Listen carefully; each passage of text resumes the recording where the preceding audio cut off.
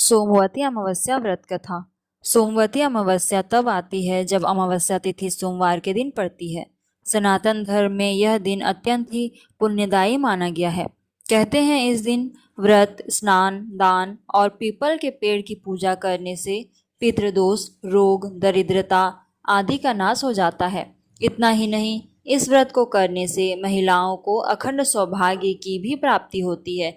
यहाँ हम आपको बताएंगे इस दिन से जुड़ी एक प्राचीन पौराणिक कथा जो इस व्रत के महत्व को और भी स्पष्ट कर देती है। सोमवती अमावस्या की व्रत कथा के अनुसार एक गरीब ब्राह्मण परिवार में पति पत्नी और उनकी एक बेटी रहती थी। जैसे जैसे समय बीता उनकी बेटी बड़ी होने लगी। वह सुंदर, गुणवान और संस्कारी थी, लेकिन गरीबी के कारण उसका विवाह नहीं हो पा रहा था। एक दिन उनके घर एक साधु आए। साधु ने कन्या की सेवा व्यवहार से प्रसन्न होकर उसे लंबी आयु का आशीर्वाद दिया, लेकिन साथ ही बताया कि उसके हाथों में विवाह की रेखा ही नहीं है। ब्राह्मण दंपत्ति ने चिंतित होकर साधु से उपाय पूछा। साधु ने ध्यान लगाकर बताया कि पास के एक गांव में सोना नाम की एक धोबिन रहती है, जो अपने बेटे और बहू के साथ रहती है। वह धोबिन बहुत संस्कारी और पतिव्रता है। अगर यह कन्या उसकी सेवा करे और वह धोबिन अपनी मांग का सिंदूर इस कन्या की मांग में लगा दे तो कन्या का वैधव्य योग टल सकता है।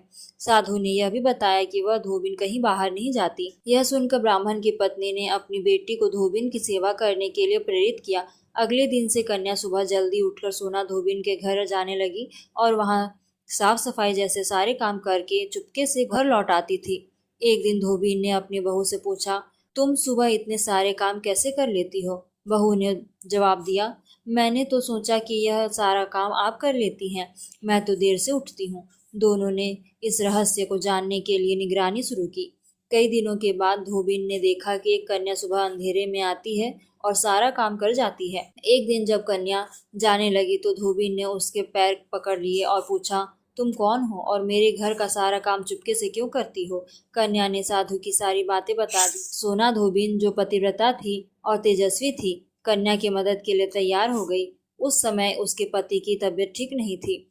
उसने अपनी बहू को घर संभालने को कहा और कन्या के साथ ब्राह्मण के घर गई। जैसे ही सोना ने अपनी मांग का सिंदूर कन्या की मांग में लगाया, वैसे ही उसी समय उसके पति की मृत्यु हो गई। उसे इस बात का आभास हो गया। सोना धोबिन बिना पानी पिए घर से निकली थी और उसने सोचा कि रास्ते में पीपल का पेड़ मिलेगा तो उसकी परिक्रमा करके ही पानी पिएगी।